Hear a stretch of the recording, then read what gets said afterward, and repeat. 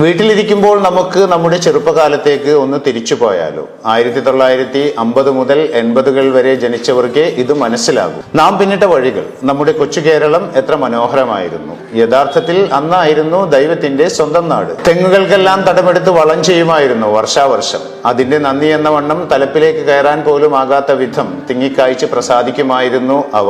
മാസാമാസമുള്ള വിളവെടുപ്പ്. കിട്ടിയ തേങ്ങയിൽ വീട്ടാവശ്യത്തിനുള്ളതെടുത്ത് ബാക്കി ഉണക്കി കൊപ്രയാക്കി ആട്ടിയ വെളിച്ചെണ്ണ കൊണ്ടുവരുമ്പോൾ ആ പ്രദേശം മുഴുവൻ അറിയുമായിരുന്നു നാളികേര സുഗന്ധം. തൊഴുത്തിലെപ്പോഴും ഒരു പശുവിനെങ്കിലും കറവ ഉണ്ടാകുമായിരുന്നു. പാലും മോരും തൈരും വെണ്ണയും നെയ്യും അടുക്കളയിൽ എപ്പോഴും നിറഞ്ഞു നിൽക്കുമായിരുന്നു. നെല്ലും പയറും മുതിരയും ഉഴുന്നും ഊഴം പോലെ മുറ്റത്ത് കിടന്ന് ഉണങ്ങുമായിരുന്നു. പുരയിടങ്ങളിൽ അമ്മ നടുന്ന പച്ചക്കറിക്ക് വെള്ളം ഒഴിക്കാനായി ഓടി നടക്കുന്ന അച്ഛൻ. ചെറിയ മൺപാത്രങ്ങളിൽ വെള്ളം തൂക്കി നിരനിരയായി ഞങ്ങൾ കുട്ടികൾ ചീരയെയും കൈപ്പയെയും വെണ്ടയെയും നനച്ചിരുന്നു. ഇടക്കൊക്കെ മൂക്കാത്ത വെള്ളരിയും വെണ്ടയും പൊട്ടിച്ചു വായിലാക്കിയിരിക്കും. വൈകുന്നേരം ഒരു